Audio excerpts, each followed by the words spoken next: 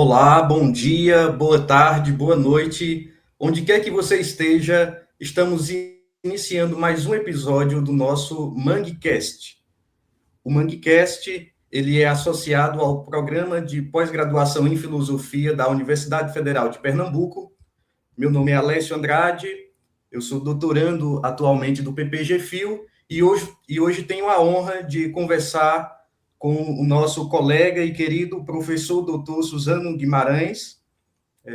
O professor, ele está atualmente vinculado à Universidade Federal de Pernambuco, ao Departamento de Filosofia, no curso de licenciatura, e também é vice-coordenador atualmente do Profil do núcleo da Universidade Federal de Pernambuco.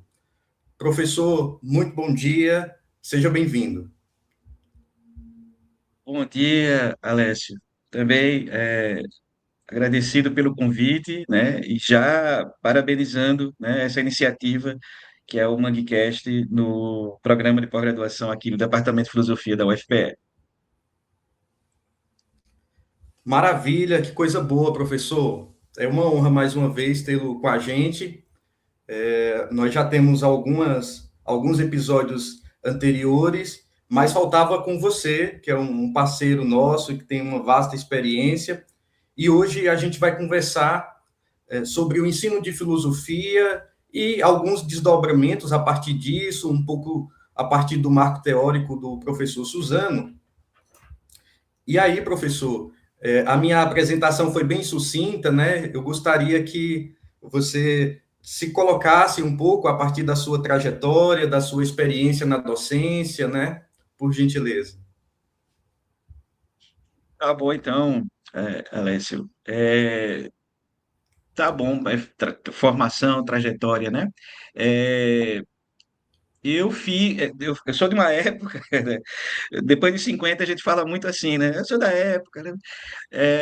Eu sou de uma época que o curso de graduação aqui na UFPE ainda não tinha ainda a separação licenciatura e bacharelado, né? A gente fazia o curso de graduação e tinha a possibilidade, né, de concluir duas habilitações, uma que era a licenciatura e a outra o bacharelado. Então eu tenho as duas habilitações, né? Eu fiz o trabalho final, né, de conclusão de curso para o bacharelado e na época eu fiz o que era chamado de prática de ensino de filosofia, né? Porque não tinha o nome ainda como hoje temos, que é o estágio supervisionado, né, de filosofia. E aí também tive a formação nesse sentido em licenciatura, né? E depois o mestrado e o doutorado em filosofia, tudo aqui, né, na queridíssima UFPE, né? E minha formação foi no filósofo Hegel, né? Eu estudei filósofo Hegel desde o PIBIC até o doutorado, né? E até considero que a dialética hegeliana, né? A visão de mundo, né? A partir da proposta de Hegel, né? Eu tenho como minha também, né? É claro que eu não subscrevo tudo que o homem Hegel falou em seu tempo, né? Mas me apropriei e trouxe para mim, né, essa perspectiva dialética, né, hegeliana como visão de mundo, né? Então, já partindo também para a questão da trajetória, né? Então, estava um pouco tudo traçado, né, para que eu seguisse como pesquisador, né, de filosofia moderna, ou se quisermos aí, um especialista, né, na filosofia hegeliana, né? Só que tem a questão do ganha-pão, não é? Como é que a gente faz para viver de filosofia do Brasil, né? De modo geral, né? A questão do ensino é que é a profissão, não é para quem faz filosofia, né? Mesmo quem termina o bacharelado, que não pode dar aula no ensino médio, né? Na educação básica, mas pode dar aula no ensino superior, né?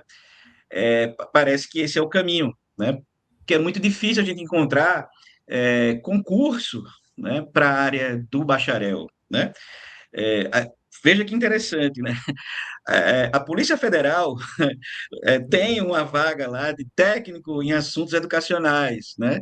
E a vaga é para filósofos e sociólogos, né? Então, tem uma oportunidade aí para quem é do bacharelado, né? Uau. A gente Uma sente vaga é falta também professor. desse.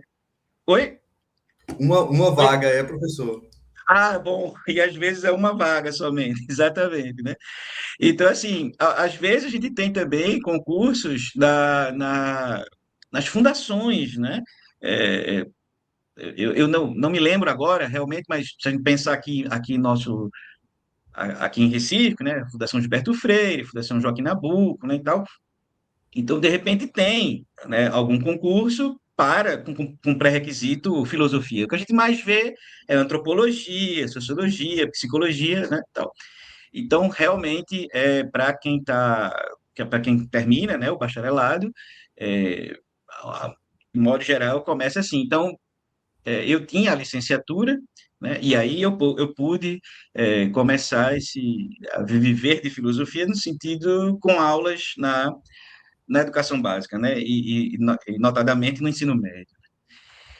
E aí foi interessante porque a minha primeira experiência, assim, que eu posso dizer que me reconheci como professor, né, que é quando eu estava saindo da escola e escutei uma voz assim, alguém disse, professor! Aí eu olhei para trás. Aí eu disse, pronto, agora parece que agora eu entendi que eu sou professor, né? Enfim, foi no colégio de aplicação, né? Também aqui da UFPE, né?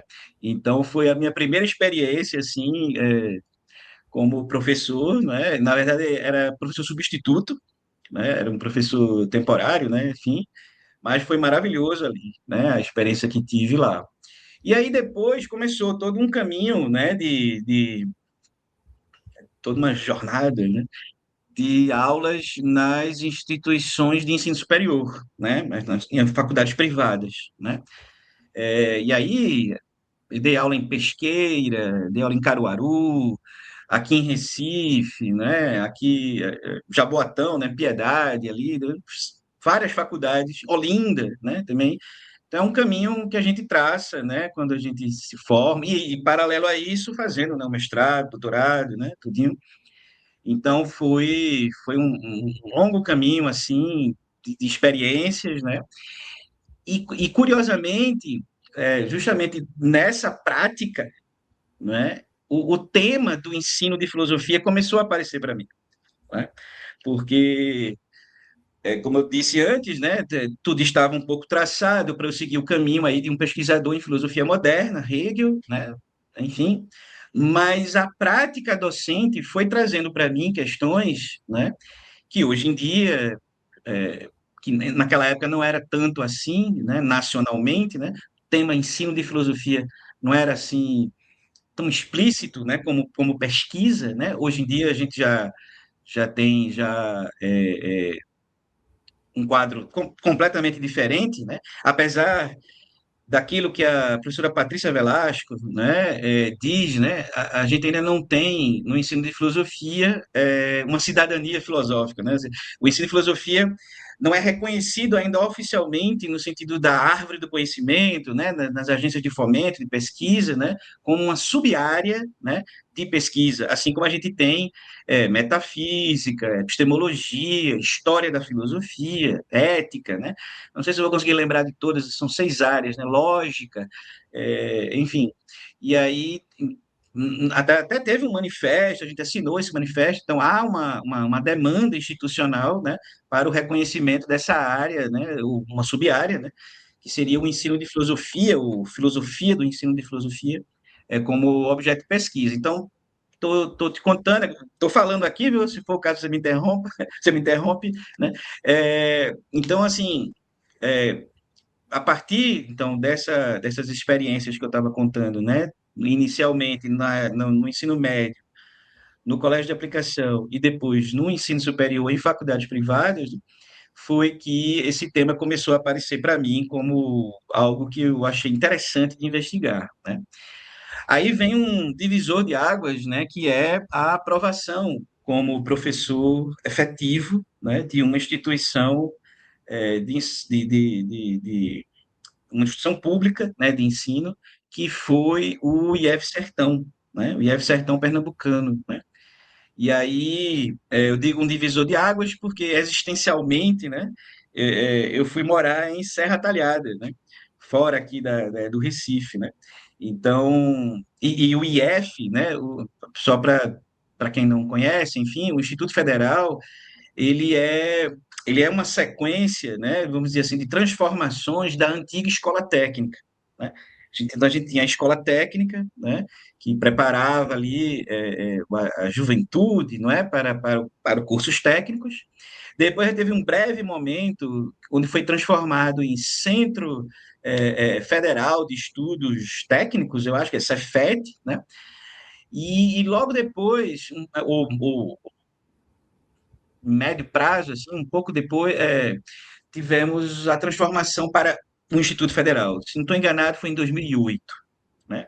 E aí isso mexeu muito, né, com a formação tanto de jovens como já de pessoas adultas. Por quê? Porque o Instituto Federal, diferente da escola técnica, ele tem aula para o jovem, né, no ensino médio integrado, ele tem aula de EJA, né, jovens e adultos, você tem ensino superior e tem pós-graduação. Depois.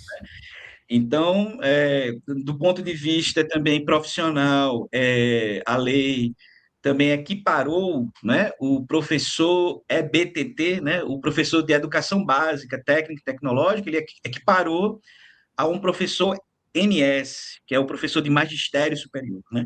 Então foi equiparar, as carreiras foram equiparadas, né? Então eu passei a ter uma experiência muito interessante, né? No sentido de formação continuada, né? É, é, é, na prática docente dentro do Instituto Federal, né? A questão da gestão também, as coordenações, né, para preparar planos de curso, né, quais disciplinas, né, as ementas, né. Então, a gente vai, é engraçado porque a gente estuda política, né, e pode estudar, e não há problemas com isso, né, de um ponto de vista distante, né, e depois, quando você está atuando politicamente também e profissionalmente, né, dentro de instituições formais, né, assim, que você vê os efeitos, não é, daquilo que você estava pensando, estava lendo, né? Então, o divisor de águas nesse sentido é existencial, porque eu fui morar em outra cidade, né? E profissional, porque comecei realmente a lidar com a pesquisa sobre o ensino de filosofia, né? E aí também é, preciso chegar nesse momento que foi a volta para Recife, né? E aí depois de um tempo eu fiz concurso, fiz outro concurso, né? Porque surgiu a vaga para ensino de filosofia no departamento de filosofia aqui da UFPE, né? E aí para mim era um retorno também existencial no sentido de voltar para casa, né? Voltar para Recife e aí foi também um momento que eu já tinha já passado, isso foi em 2019, né? Então, se eu comecei no colégio de aplicação em 2006, né? Então, eu já tinha mais de 10 anos, não é? Mais de 10 anos, 15 anos, né? Isso, enfim, é, eu já eu tinha mais de 10 anos de contato com o ensino médio, né? Com a educação básica, né? E fazer o concurso para o departamento aqui é outro divisor de águas, né? Outra revolução, porque aí eu vou deixar de dar aula para a juventude, né? Vindo para cá, eu agora vou trabalhar na formação dos professores que vão ministrar aulas para a educação básica, né? Então, Parece que a foi uma dialética, experiência. né, professor? Parece que a dialética lhe pegou, aí lhe pregou uma peça, né? Você foi, Pois é, voltou e depois não só voltou, mas você está trabalhando agora com eventualmente aqueles que estão indo para o IF, por exemplo, né? E para isso, as escolas das redes estaduais, principalmente, né? é, Mas tá isso. muito legal esse recorte que você está fazendo, esse apanhado, né? Que está nos permitindo conhecer, inclusive, um pouco da história, até Uhum. dos próprios IFs, né? Que Isso. são hoje uma oportunidade grande e muito importante, né, para aqueles estudantes que estão ingressando, que estão nas Aham. licenciaturas. Diferente de você, quando eu entrei já não havia mais essa possibilidade de você sair com as duas habilitações. E na época eu tinha uma experiência de vida que de trabalho, etc., e conciliar isso com os estágios e com outras ideias na cabeça foi tão difícil. E aí eu optei pelo bacharelado. E hoje eu estou corrigindo, precisei dar uma reentrada para pensar nessas oportunidades que você está falando para a gente.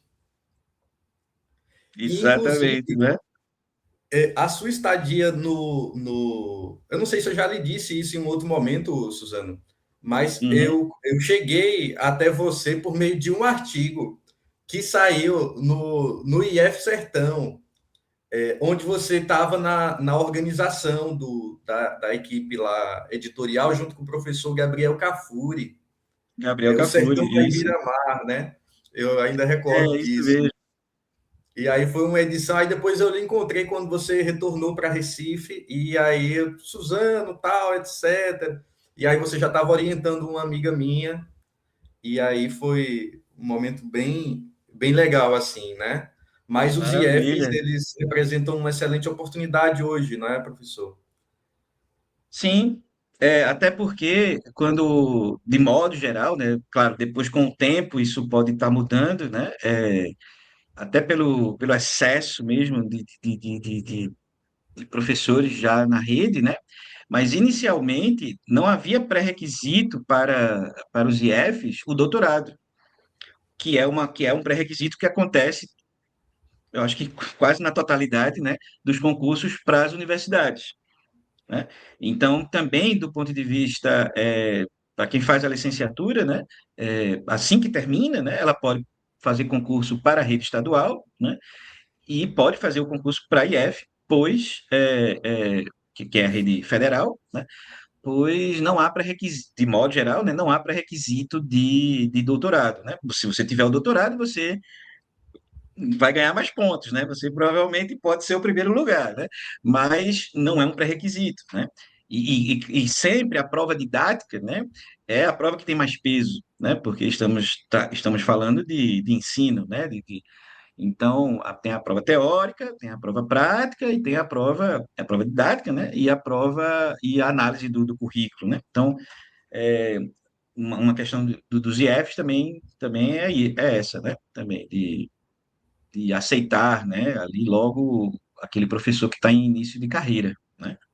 Acabou de se formar. E quando você retornou aqui para Recife, para a Universidade Federal, é, qual foi assim, resumidamente, né?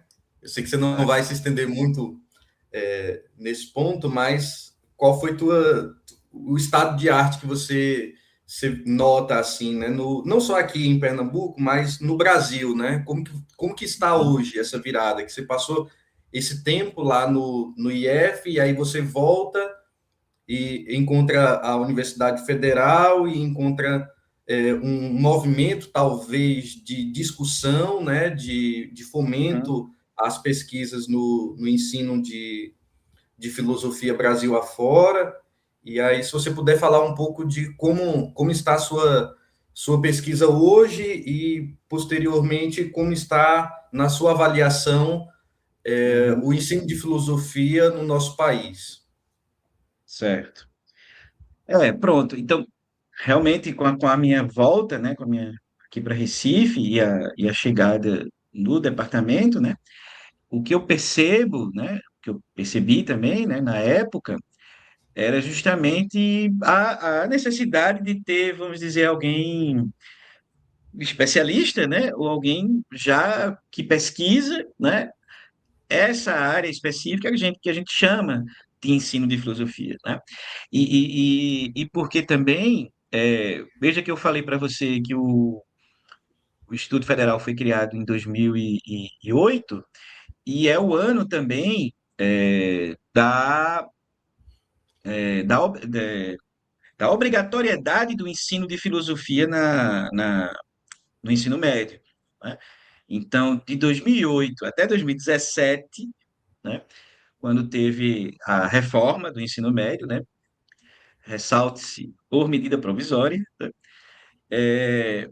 essa reforma, a gente teve todo um caminho, né, todo um tempo de transformação no ensino de filosofia, pelo menos para a educação básica no Brasil, né?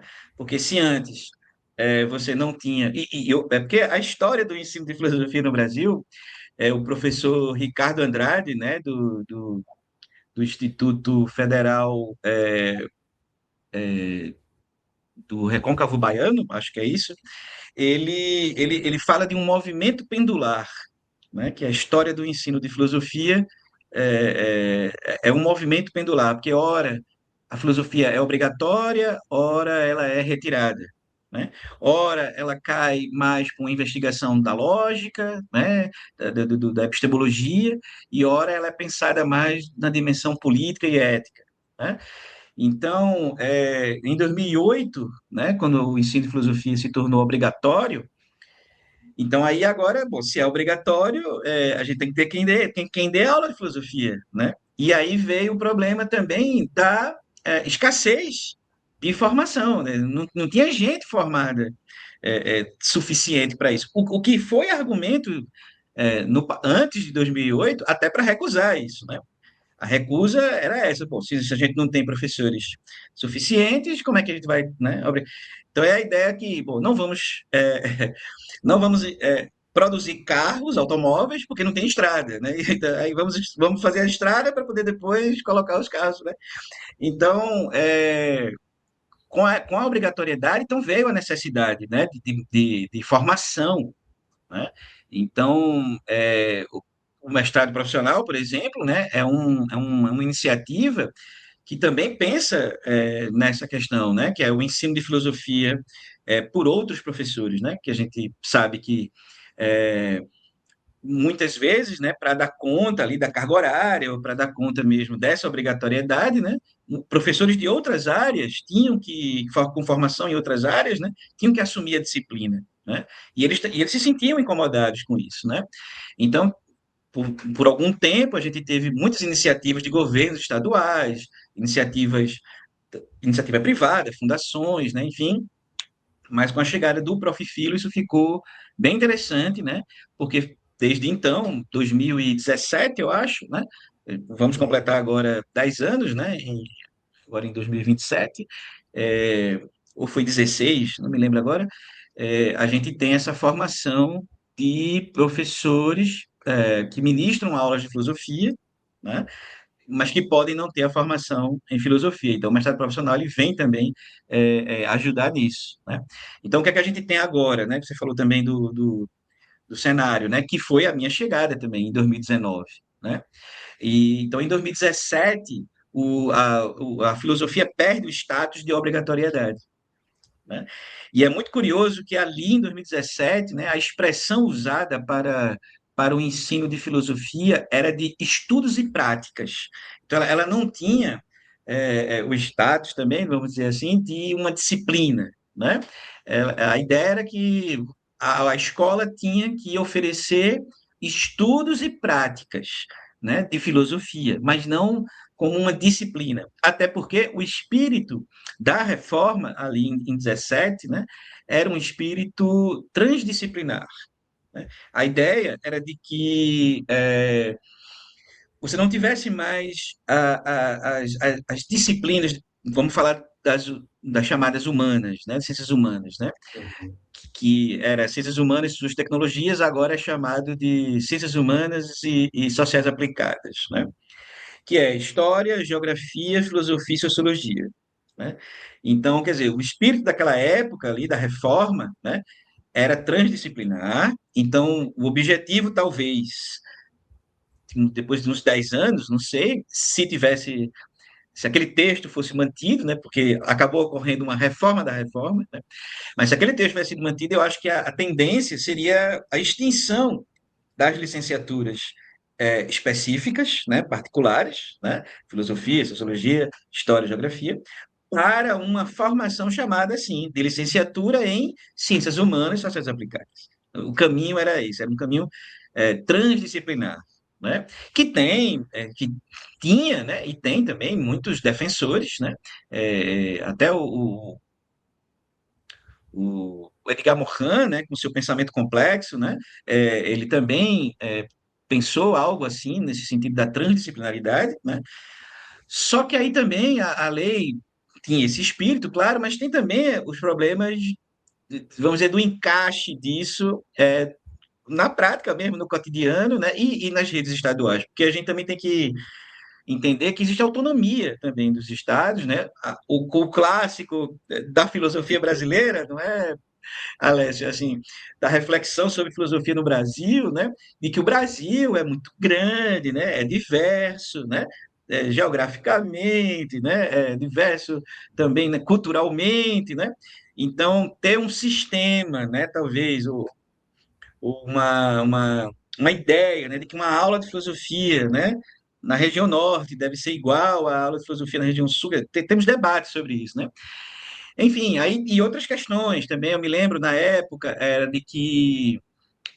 o ensino médio ele seria pensado em duas partes, né? Então o aluno fazia um ano e meio junto com todo mundo, aprendendo todas as disciplinas, mas depois ele ia fazer uma opção. Se ele estava pensando em fazer jornalismo, por exemplo, então ele ia para uma segunda metade aí do ensino médio e não ia mais, por exemplo, talvez ter aula de biologia, e não ia mais ter aula de química, entendeu? Porque ele ia agora se especializar na área ali do jornalismo, né? E, claro, pensando também o contrário, né?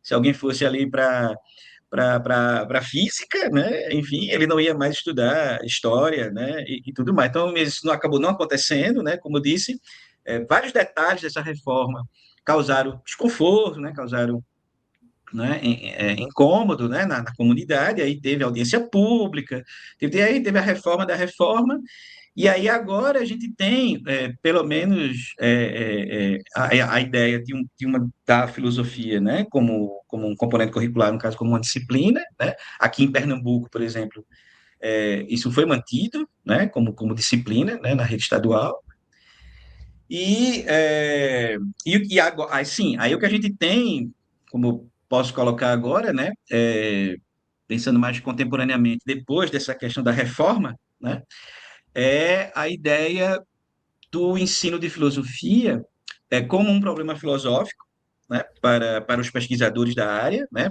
essa ideia, né, como eu estava falando, né, da minha chegada na UFPE, agora eu vou tratar não diretamente, né, com o ensino de filosofia para o ensino médio, mas agora eu vou tratar com a formação, né, dos futuros professores, né, do ensino de filosofia. Então, você mencionou lá o texto do, do, da- do IF Sertão, né, com o professor Gabriel Cafuri, né? Então lá eu Sertão vai utilizo Miramar. as expressões. Isso, Sertão Miramar, né? Eu utilizo as expressões professor filósofo e filósofo professor, né? Que é uma expressão que eu peguei de um filósofo chamado Bernard Bourgeois, que foi, né, enfim, um especialista também em filosofia alemã e em Hegel, né? Então é um comentador de Hegel, mas é um filósofo. Engraçado eu dizer isso agora, né? É um comentador, mas é um filósofo também, né? Tem como discutir isso também, né? Então, enfim, mas eu me apropriei um pouco dessas expressões que ele usou, porque a gente associa um pouco mais o professor filósofo, né, digamos, na dimensão da educação básica, né? Eu digo a gente, mas estou falando mais de mim, viu? É que alguns compartilham disso, como o Bernardo Bourgeois, né? Enfim. E a expressão de filósofo professor mais para a educação no ensino superior, né? Então você tem o professor filósofo e o filósofo professor, né? Por essas razões que eu estou aqui colocando, né? Então, a passagem, então, né, para o filósofo professor, no sentido da formação agora dos futuros professores, né, me faz lembrar também de uma expressão que Hegel usa numa carta, né, que ele envia lá para um grande amigo dele, que ele diz assim: sou um professor universitário iniciante e tenho que produzir, a bem dizer, as ciências que ensinam, né? Então, se lá na universidade, né, ele tinha que ensinar, né, metafísica, estética, né, ética, direito, né, enfim, eu penso que a situação para o ensino de filosofia é um pouco essa também, né, de que no ensino, né, para professores, né, no ensino superior, né, eu tenho que, a bem dizer, produzir, né, o conteúdo do qual eu vou ensinar, né? Então, quer dizer, a relação pesquisador, né, e professor, ela é, é intrínseca, ela tá ligada, não tem como não ser desse jeito, né, desse modo, né? Então, o que temos hoje, então, para esse comentário prévio que eu estou fazendo aqui para você, né? É esse histórico que eu comentei, né? Claro, os novos desafios, né? Para o ensino de filosofia, né? Primeiro, é este mesmo da cidadania filosófica, né? Que eu comentei, né? Então, o reconhecimento institucional, né? Como o ensino de filosofia como uma sub-área, né? A gente tem a Associação Brasileira, né, do Ensino de Filosofia que está atuando fortemente, né, para algumas campanhas também, como, por exemplo, a extensão do ensino de filosofia, da obrigatoriedade, né, no ensino médio para também o ensino fundamental. Então, o tema filosofia para crianças, filosofia e infância, é um tema também que está muito forte também, né, nesse sentido, né? Então, Inclusive, é isto. E, claro, está ligado também ao nosso momento político contemporâneo, né, aos temas é, também sobre decolonialidade, né, sobre gênero, né, esses temas contemporâneos que estão também aparecendo nos livros didáticos, né, que também é um outro assunto também que merece uma conversa mais longa, né, mas brevemente aqui eu lhe digo que o Programa Nacional do Livro Didático, né, instituído em 2012, também tem uma importância fundamental, né, para o ensino de filosofia na educação básica, né, são editais, né, o Estado, né, enfim, o governo do momento, né, ele abre, né, ele lança o edital, e aí as editoras participam, e aí você tem uma relação, e você tem especialistas da nossa área, né, aqui no nosso departamento, o professor Érico Andrade, o professor Junô Matos já participaram, né, de avaliação, né, do PNLD, né, Programa Nacional Livre Didático, né, é, então, desde 2012, a gente vê aí os especialistas, né, de filosofia julgam, né, esses livros, e a gente tinha o quê? A gente tinha 3 livros na primeira edição, depois a gente teve 5, depois teve 8, né? Aí depois a gente teve um delay, vamos dizer assim, porque quando houve a reforma, os livros didáticos foram por área, né? Então teve rejeição, né? Teve até escola que não aderiu ao PNLD, né? Aí agora o mais recente, né, voltou por disciplina, né? Então a gente tem agora 7 livros de filosofia, né? E veja, não sei se essa conta está certa, mas eu me lembro de ter lido alguma coisa como 22 milhões, né? Então, imagino que é 22 milhões de jovens, né? Recebendo, tendo acesso, né, a um livro de filosofia, né? Que foi avaliado pela área, né, pelos especialistas da área, né, e a oportunidade que o professor tem em sala de aula ou na casa mesmo ali do aluno, né, ele ter ali um livro, um conteúdo significativo, né. Então, aqueles temas contemporâneos que eu estava lhe dizendo estão ali contidos, né, e fazem parte aí também das normativas, né, das diretrizes, né, que orientam, né, e recomendam, né, o ensino de filosofia no Brasil. perfeito, professor.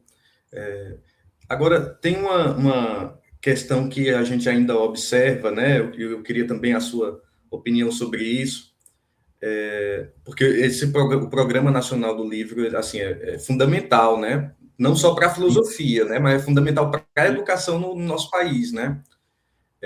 Agora, tem um certo incômodo, eu não sei se talvez por eu pesquisar filosofia brasileira e seus desdobramentos e suas questões e tal, e pelo fato da gente estar no Nordeste também, né? Mas quando eu pego os nomes lá, aí a gente vê um monte de nomes, assim, aí você pega a imensa maioria ainda concentrado, né? No Centro-Oeste, Sudeste, Sul, aí quando você pega Nordeste, Norte, aí fica bem pouquinho, né? Quer dizer, aqui na UFPE a gente tem um ou dois nomes, né, que já chegaram a contribuir na avaliação, etc., né? Mas não sei se propriamente já encabeçaram mesmo uma submissão, por exemplo, né, para Uhum. avaliação. E aí, se você puder comentar um pouco o que acontece ainda no nosso cenário, né? Por que dessa desigualdade, assim, ainda na expressão, vamos dizer, como um todo, né, do ensino de filosofia no Brasil? Sim, veja, tem um dos 7 livros que foram aceitos, né, que foram avaliados. Ele tem uma característica interessante que é a de ter, se não estou enganado, 12 autores, entre eles autores e autoras, né? Por exemplo, a professora Sônia, né, que faz parte aqui do nosso. Ela não é aqui da UFPE, ela é da Federal de Campina Grande, eu acho, se não estou enganado, e ela é uma das autoras deste livro didático, né, que é composto por 12 autores e autoras. Ela faz parte do nosso Profilo, né, aqui no mestrado profissional, né? E, então, essa característica que você menciona, né, de ausência, eu pensei até que você ia se referir mais à ausência no conteúdo, né, do caso de representantes de brasileiros e brasileiras, né, vamos dizer assim, filósofos e filósofas no Também é um conteúdo do problema, livro né? didático, né, exato, né, que também é um problema também, né? Tão É, grave mas quanto, você né? men- Assim, muito grave. mas você mencionou a questão até da produção, não foi? Da autoria do livro didático, né? Realmente, É. eu não sei explicar, né? Eu não sei explicar. Você pode perguntar assim, professor, por que você não escreve um livro de ensino de história da filosofia, né? Pois é, né? Eu poderia, né? Tem essa questão mesmo, eu acho, dos editais, né? Você também tem as regras, né, para a produção disso, né? Então, no Brasil, né, temos alguns nomes é, já consagrados, né, de produção de livro didático para a filosofia, né? A professora Mariana Chauí, né? A professora Maria Lúcia Aranha, né? Muito famoso o livro da Mariana Chauí, Convite à Filosofia, e o livro da professora Maria Lúcia Aranha, que é o Filosofando, né? Que também, ela também, no caso da Maria Lúcia Aranha, ela também faz parte desse novo PNLD. Apenas o nome do livro não é mais Filosofando, enfim, ou é outra concepção, enfim, mas ela está lá, né? O professor Silvio Galo também, o professor Silvio Galo que tem ele criou, né, um método, né, uma metodologia de ensino de filosofia, né? Então tem livro didático também, filosofia, experiência do pensamento. Então são já consagrados, né? Tem outros também, poderia estar citando outros nomes também. Aí você vem, por que não tem aí talvez alguém de Pernambuco, né? Ou alguém aí do Amazonas, né? Enfim, aí não sei explicar, né? Não tenho essa resposta. Eu fico pensando, por exemplo, em mim, né? Assim, por que que eu também não escrevi, né? Ainda, por que que eu não vi lá a proposta do edital, né? No caso da editora, primeiramente, né?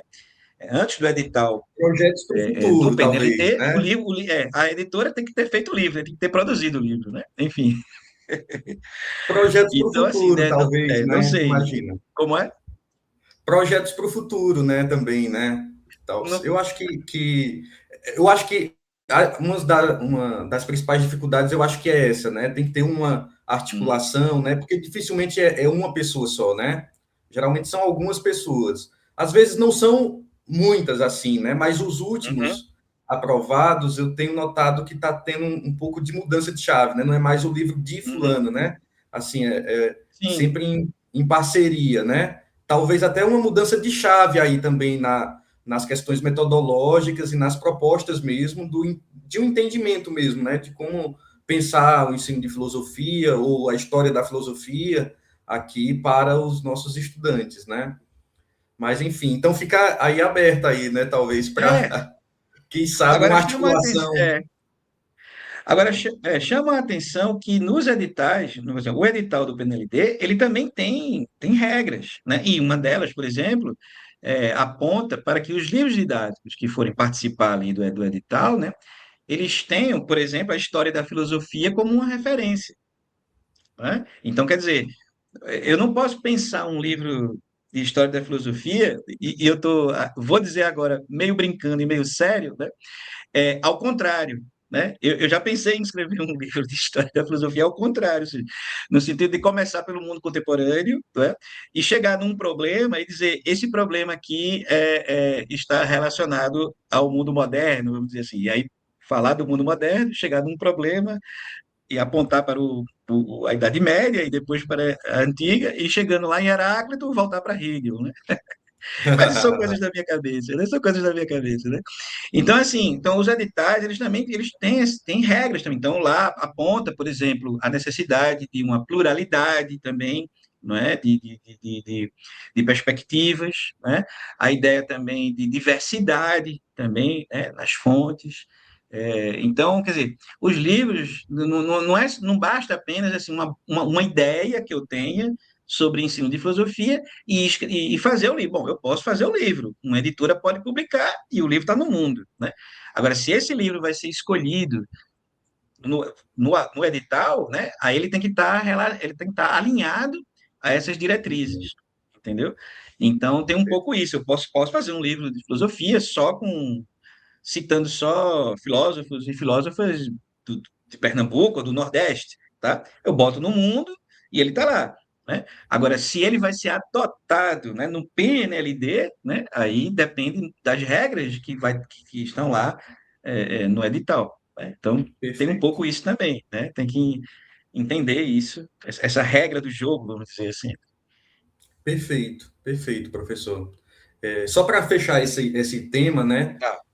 E aí também aproveitando um pouco do seu comentário anterior, né? Que você trouxe essa questão dos filósofos e filósofas brasileiras e a ausência deles assim nos currículos, né? No PNLD e por aí vai. Aqui em Pernambuco a gente tem um caso que é muito caro para a gente, né? Mas assim, pensando até para além de Pernambuco mesmo, na filosofia brasileira ou nos filósofos e filósofas brasileiros, temos muitos, inclusive, né? E muitas, né? Nízia Floresta, assim, tem o Tobias Barreto, tem o Farias Brito e por aí vai, né? Mas assim, a contemplação desses nomes nos currículos, no PNLD, assim, é de uma cobertura pequena, né? Assim, para a gente pensar mesmo, né? É claro que a gente não pode jogar fora a água e a criança, né? É claro que a gente entende a história da filosofia, da importância do desenvolvimento das questões, dos problemas, como você disse, né? Problemas que vêm da antiguidade, chega na contemporânea e tudo mais. Mas e aqui no Brasil, né? Como você disse, né? E isso é uma coisa que o pessoal da filosofia da educação, do ensino de filosofia coloca, né? Assim, um país desse tamanho, né? Assim, e a produção feita aqui, né? Por que, professor, não há essa contemplação de uma forma mais razoável? Mais razoável? É, bom, claro que isso exige, né, uma pesquisa, né, para apontar com mais rigor, né, para afirmar algumas coisas, né, com mais rigor, e claro, eventos como o do Encontro de Filosofia Brasileira, né, aqui em Pernambuco, é um momento para isto, né, então parabenizo também por esta iniciativa, né. É, Tem a ver também com a nossa formação, né? Digamos, os mais antigos, né? Os mais antigos têm uma formação e estão aptos ali para seguir a tradição, né?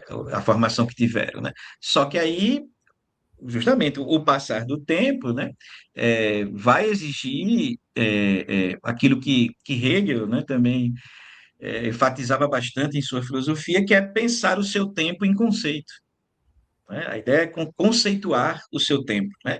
Claro que aí teríamos que entender o que é conceito para Hegel. Mas vamos lá. Então, tem a ver com a formação. Então, temos uma disciplina, né, no nosso curso aqui, né, chamado Pensamento Filosófico Brasileiro, né? essa disciplina teria, então, essa função também de formar também, e indicar, né, esses nomes que você citou, né, por exemplo. Né? Agora, esse é o ponto que você estava se referindo, né, que é o livro didático, né? Bom, tem o livro didático, tem o currículo, né, também você mencionou o currículo, né? É, Veja, o currículo de Pernambuco, eu não estava querendo falar muito do currículo de Pernambuco agora, justamente por causa do evento de filosofia brasileira, né? Mas é importante registrar, então, nesse momento agora, né, que o currículo de Pernambuco incluiu, né, alguns nomes nacionais, né? Na sua, porque você tem a ideia de um ensino, de uma educação baseada em competências e habilidades. É o que está é, é o que está sendo orientado, né? Já isso vem, digamos ali, talvez desde a década de 80, né? Essa ideia da pedagogia das competências, né? Pedagogia das habilidades, né? E agora está plenamente instituído, né? A ideia de que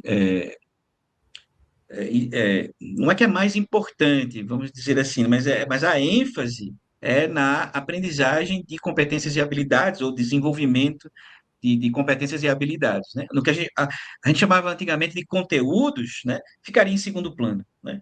E o que hoje é chamado de objetos de conhecimento, né? Então, para cada objeto de conhecimento, você tem uma habilidade associada ali, né? Então, você tem um par, né? Quando você vai ensinar, você ensina um objeto de conhecimento, que a gente chama de conteúdo, né?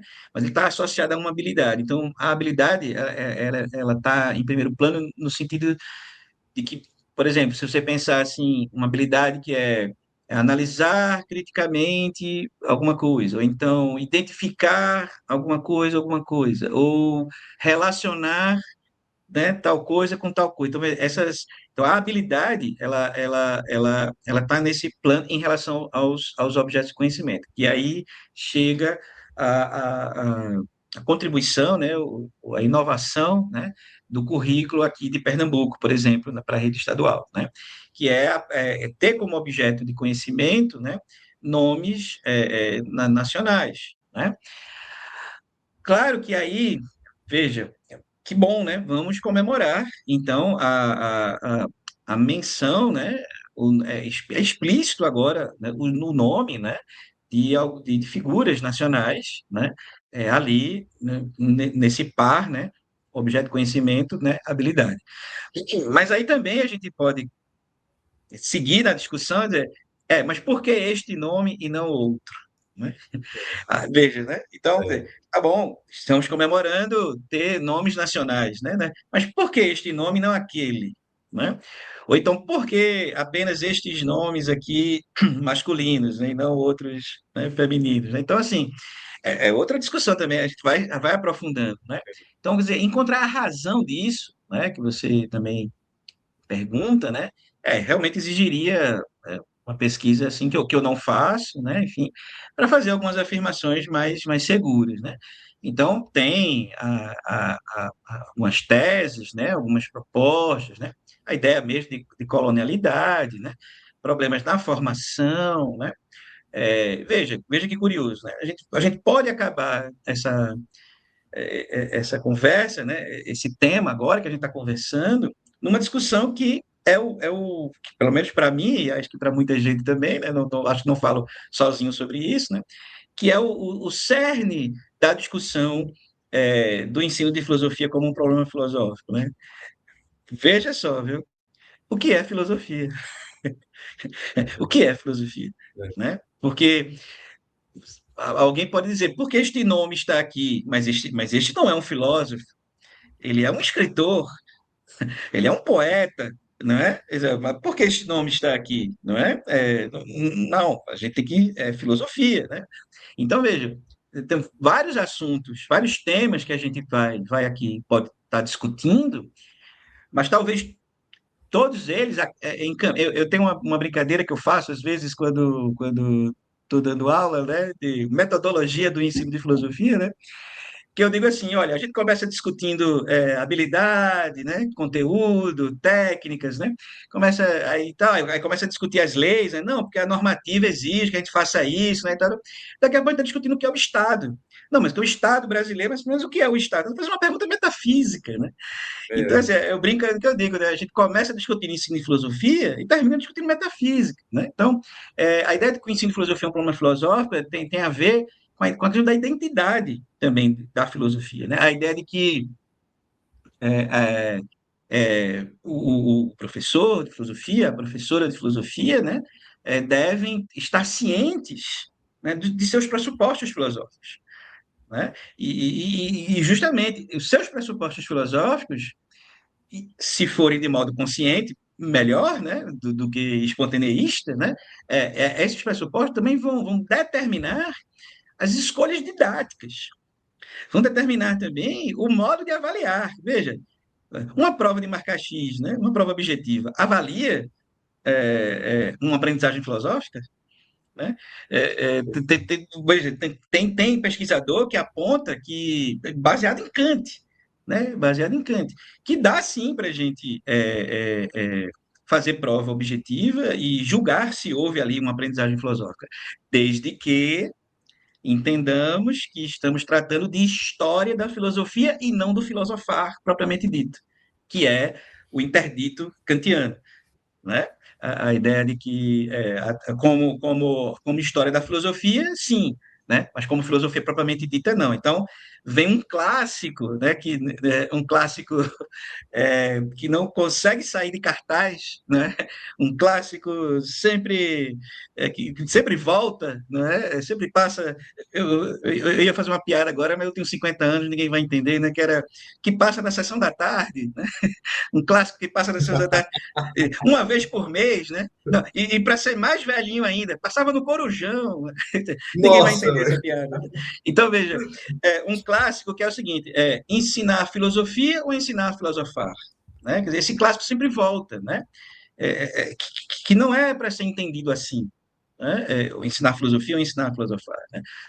Claro, há quem vá defender, né, esta dicotomia, né? Essa escolha, essa disjunção forte aí, né?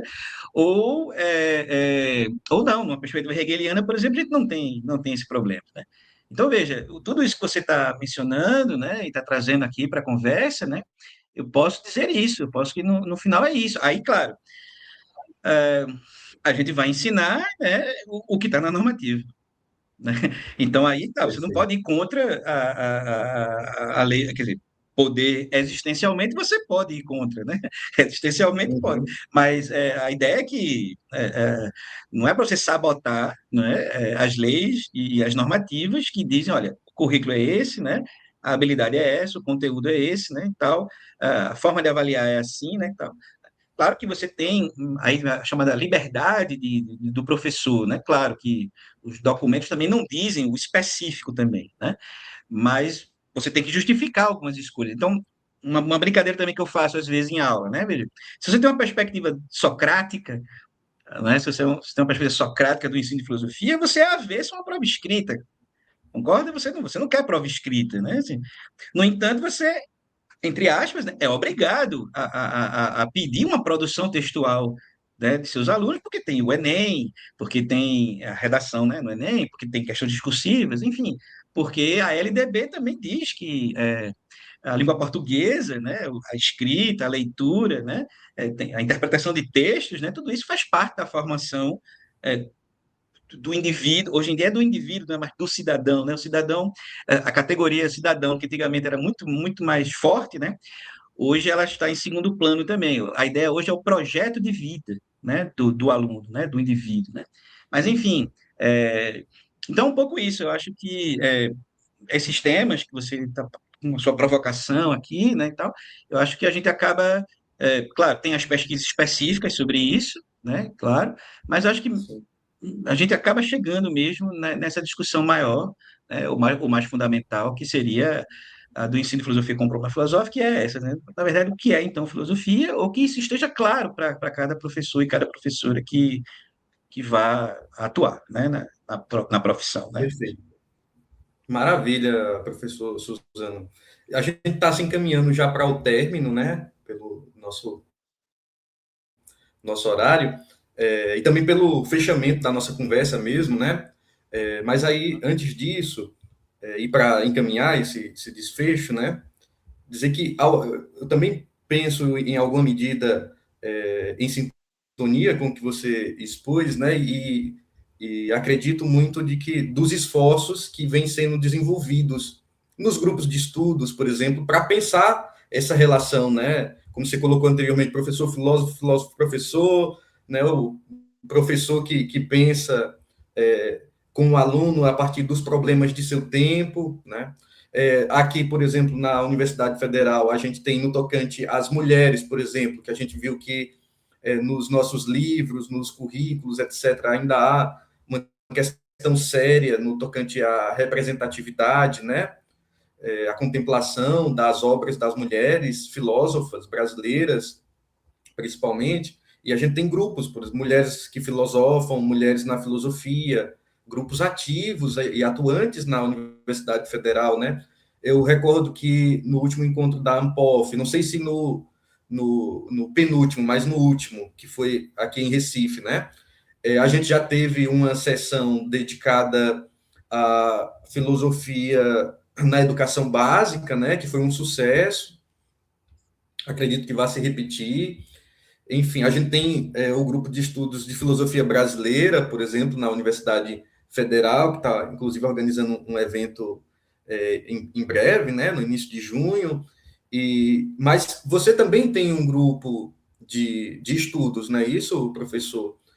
Então, eu acho que para a gente encaminhar aqui a nossa conversa para o seu término, se você puder falar como está o seu grupo de estudos e pesquisa atualmente, por gentileza.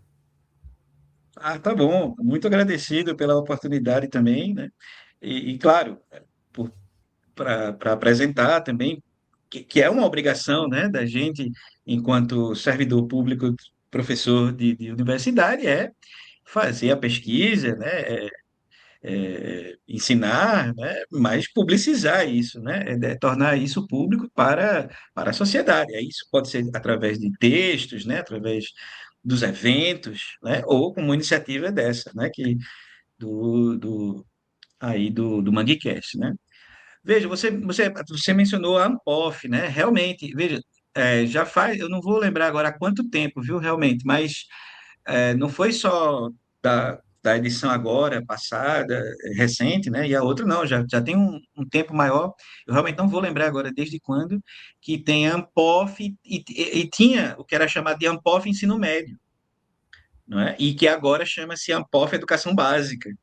Quer dizer, a ideia é justamente essa, quer dizer, no início se pensava muito a questão do ensino de filosofia para o ensino médio, né, porque havia a obrigatoriedade, né, do ensino de filosofia para essa etapa, né, mas agora já está se pensando também para toda a educação básica, né, ensino fundamental também, educação infantil, né, enfim. Então, veja, a Ampof tem um GT, não é? O GT Filosofar e Ensinar a Filosofar, né? Então, as pesquisas eh, no que diz respeito à Ampof, né? Elas estão lá, estão na mesma página da Ampof que todo mundo entra para ver os GTs, né? Vai estar lá o GT, né? Filosofar e Ensinar a Filosofar, né? Então, do ponto de vista de pesquisa, isso está muito bem estruturado, né? As publicações, notadamente, da professora Patrícia Velasco, né? Mas eu poderia citar também o professor Christian Lindenberg Nascimento, né? Citar o professor Marcelo Guimarães, né? A professora Elisete Tomazetti, né?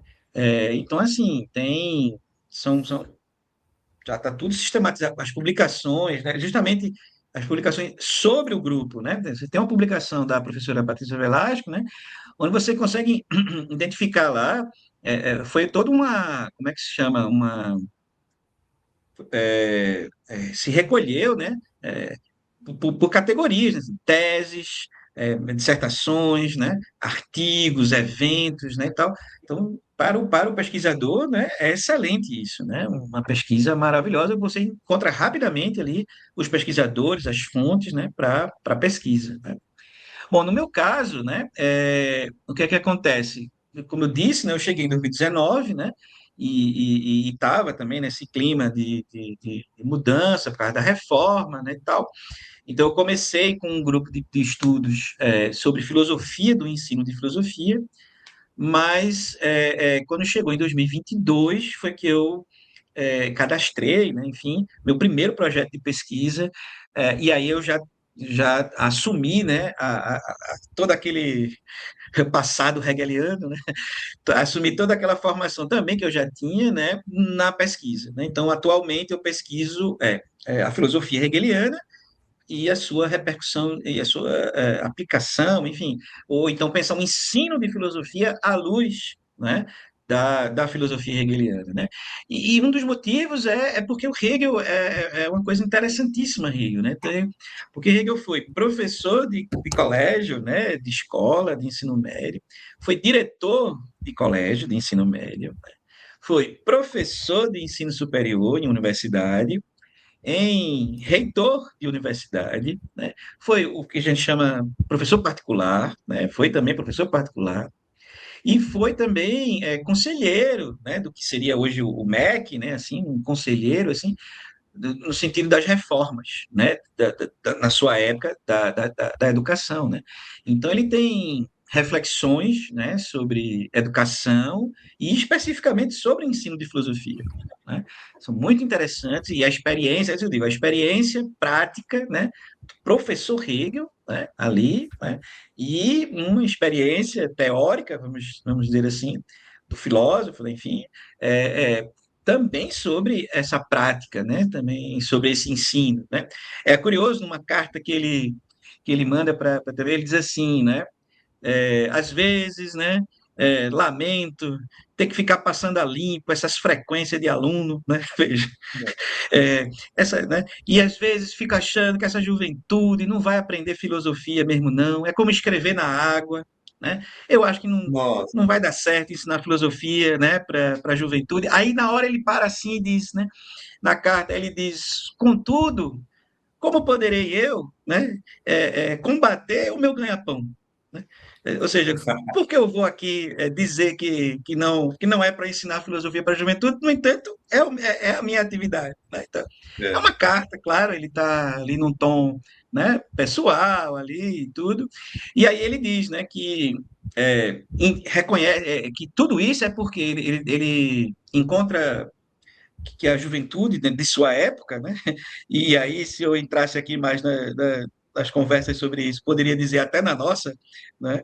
A dificuldade de um primeiro momento para Hegel no exercício filosófico, né? Que é a capacidade de abstrair. Né? Então, ele diz o grande problema, né? É isso, é porque todo, a juventude é tão presa, né? A questão sensível, né? Que a dificuldade de abstração, que para Hegel é o primeiro momento do filosofar, né? Então, você tem um momento abstrato, depois você tem um momento dialético, né? Que é um momento mais negativo, que você mencionou, né?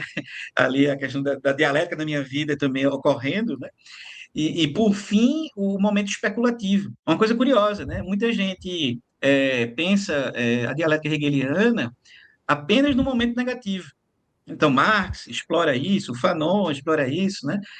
Judith Butler também, ou seja, muita gente que aparentemente não tem muita, não segue aí, né, o idealismo alemão, né, enfim, né, mas vai lá na dialética de Hegel, não, isso aqui é bom, né, tal, isso aqui tem, né, vai me ajudar aqui na minha reflexão, mas é um momento dialético. E é preciso entender que na dialética hegeliana a gente tem um momento dialético, é um momento racional negativo, mas depois a gente tem um momento racional positivo, que é o momento especulativo. Então, a totalidade da dialética hegeliana a gente deveria até chamar de dialética especulativa. Aí Hegel diz que o ensino de filosofia na escola é propedêutico, né? O ensino é propedêutico. Então, assim, a razão de ser, então, é essa, é fazer com que a juventude seja capaz de abstrair, né? Seja capaz de chegar na abstração e caminhar e seguir até o momento até negativo mesmo da razão, né? Que é o momento dialético, né? Agora, o momento racional positivo, que é especulativo, Hegel guarda realmente, assim, no sentido da escola, né? Da educação formal, né? Eles, olha, isso aqui só no ensino superior mesmo, né? Assim, admitindo uma educação institucional, né? Se você estiver por fora, não, aí, né? Tá. Mas, tá, para não me alongar, né? Então, assim, então em 2022 eu comecei meu primeiro projeto de pesquisa associando Hegel e ensino de filosofia, né? Então, foi um projeto de 2022 até 2025. E aí agora, 2026 até 2029, o atual projeto, ele relaciona a história da filosofia, né? Na primeira pesquisa, eu investiguei um pouquinho a questão da estética, um pouquinho da fenomenologia também, a dialética do reconhecimento, um pouquinho também da filosofia do direito, né? A questão do Estado, o que é justiça, o que é liberdade, e tudo isso numa relação com o cinema, não é? Uma relação um filósofo, né, brasileiro, né, o Júlio Cabreira, né, com sua proposta da razão logopática, né? Então a gente estudou, investigou isso no nosso grupo de estudos, né, que tem alunos da licenciatura, eventualmente alguns alunos do bacharelado, tem também os alunos do Profifilo e às vezes até egressos, né? A gente também tem um momento às vezes que comparece lá alguns egressos, né? Então a gente fez essa pesquisa lá, né? Aí agora atualmente, né? Aí eu estou pesquisando agora os escritos de Hegel, né, chamado Lições sobre História da Filosofia, né? Porque Hegel tem um momento nessas suas lições, né, que ele diz, né, que o estudo da história da filosofia é o estudo da própria filosofia, né? Ele diz que um é o espelho do outro, um é a imagem do outro, né? Uma é a imagem da outra, né? A filosofia e a história da filosofia. E aí eu estou querendo investigar, porque quero também, né, tirar um pouco aquela ideia que eu falava lá dos clássicos da sessão da tarde, né, de que a diferença do ensinar filosofia e ensinar a filosofar, e aí a torcida era pelo ensinar a filosofar, né? Porque a ideia de que ensinar filosofia era ensinar a história da filosofia de uma maneira enfadonha, né?